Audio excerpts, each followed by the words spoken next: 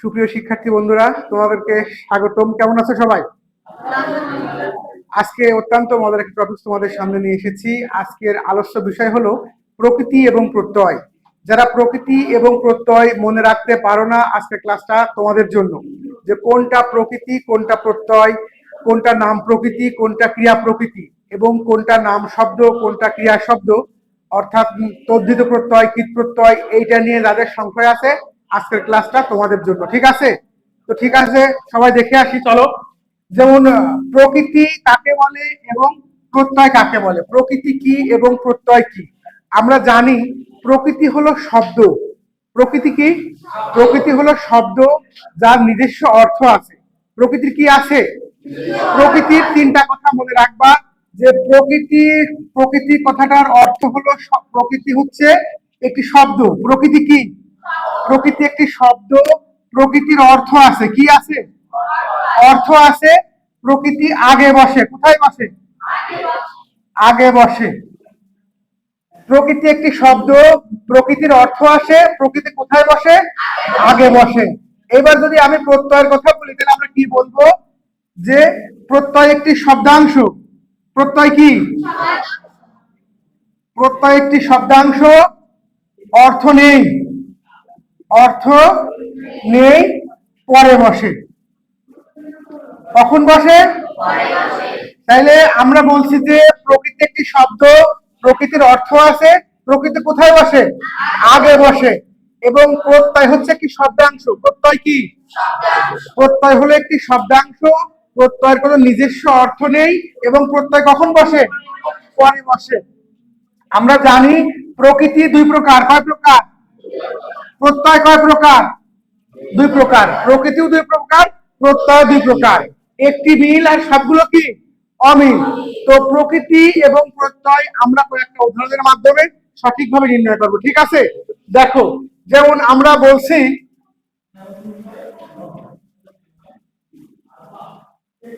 বাঘ প্লাস সরেয়া সমান সমান বাঘা। তারপর লিখছি চল প্লাস সরেয়া সমান সমান কি? চলা। তো বন্ধুরা দেখো, আমি এই যে প্রকৃতি এবং প্রত্যয়ের যে ডেফিনেশন দিয়েছি, যে সংজ্ঞা দিয়েছি, সেই সংজ্ঞার সঙ্গে মিল আছে। বলতো এই বাঘটা কি? বাঘ হচ্ছে একটা শব্দ। বাঘ হচ্ছে একটা শব্দ।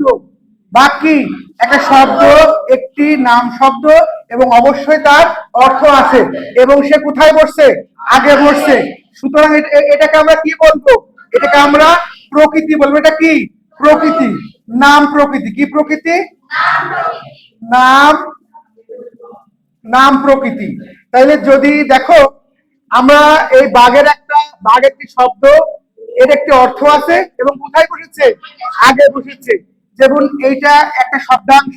এটা কি? একটা শব্দাংশ। একটি শব্দাংশ, এর অর্থ আছে? অর্থ নেই। কোথায় বসেছে? পরে বসেছে। তাইলে এটা কি? এটা এটা হলো প্রত্যয়। তাইলে প্রকৃতি আগে বসে, প্রত্যয় পরে বসে। প্রত্যয়ের অর্থ, প্রকৃতির অর্থ আছে, প্রত্যয় কি? অর্থ নেই। তাইলে দেখো, যদি প্রত্যয় যখন একটি নাম শব্দের সঙ্গে বসে, নাম শব্দ বা নাম প্রকৃতির সঙ্গে বসে, যখন প্রত্যয় একটি নাম শব্দ বা নাম প্রকৃতি, নাম শব্দ বা কি? নাম শব্দ বা নাম প্রকৃতির সঙ্গে বসে, তখন এর নাম আমরা কি দিব? তদ্ধিত প্রত্যয়। কি প্রত্যয়? কি প্রত্যয়? তদ্ধিত প্রত্যয়। যখন নাম শব্দ বা নাম প্রকৃতির সঙ্গে বসে, তখন তার কি নাম হয়? তদ্ধিত প্রত্যয়। ঠিক অনুরূপ ভাবে দেখো, এটা কি? এটা একটা শব্দ। কোথায় বসেছে? আগে বসেছে। এবং তার কি আছে? অর্থ আছে। তাহলে এটা কি? এটা এটা হচ্ছে প্রকৃতি।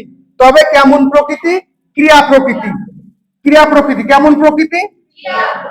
ক্রিয়া প্রকৃতি। অর্থাৎ এটা ছিল নাম বা শব্দ প্রকৃতি, এটা হচ্ছে ক্রিয়া প্রকৃতি।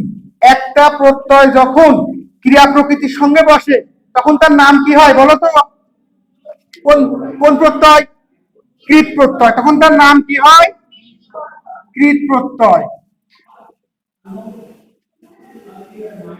তাহলে বন্ধুরা আমরা দেখতে পাচ্ছি আমরা কিন্তু এখন সহজে প্রকৃতি এবং প্রত্যয় নির্ণয় করতে পারছি না? যখন একটি নাম শব্দ বা নাম প্রকৃতির সঙ্গে প্রত্যয় যোগ হয় তখন তার নাম কি হয়? যখন একটি ক্রিয়া শব্দ বা ক্রিয়া প্রকৃতির সঙ্গে প্রত্যয় যোগ হয় তখন তার নাম কি হয়? তাহলে কি প্রকৃতি এবং প্রত্যয় নির্ণয় করা সম্ভব? আমরা কি পারবো? আচ্ছা, তাইলে যে প্রকৃতি একটি শব্দ, প্রকৃতির অর্থ আসে, প্রকৃতি কোথায় বসে? আগে বসে। প্রকৃতি দুই প্রকার, একটা নাম শব্দ আর একটা কি শব্দ? একটা হলো নাম শব্দ আর একটা কি শব্দ? ক্রিয়া শব্দ। তো বলতেছে প্রত্যয় হলো শব্দাংশ। প্রত্যয় কি? শব্দাংশ। এর অর্থ নেই এবং কোথায় বসে? পরে বসে। প্রত্যয় কয় প্রকার? আচ্ছা, প্রত্যয় যখন নাম শব্দ বা নাম প্রকৃতির সঙ্গে বসে তখন তার কি নাম হয়? আচ্ছা, প্রত্যয় যখন ক্রিয়া শব্দের সঙ্গে বসে তখন তার নাম কি হয়? তাহলে আমরা কি প্রকৃতি এবং প্রত্যয় নির্ণয় করতে পারবো? সবাই কি বুঝেছি? সবাইকে ধন্যবাদ। যদি আজকের ক্লাসটা ভালো লাগে বেশি বেশি করে লাইক, শেয়ার এবং কমেন্ট করে সবাইকে দেখার সুযোগ করে দিবা, ঠিক আছে? আচ্ছা, ঠিক আছে, সবাইকে ধন্যবাদ।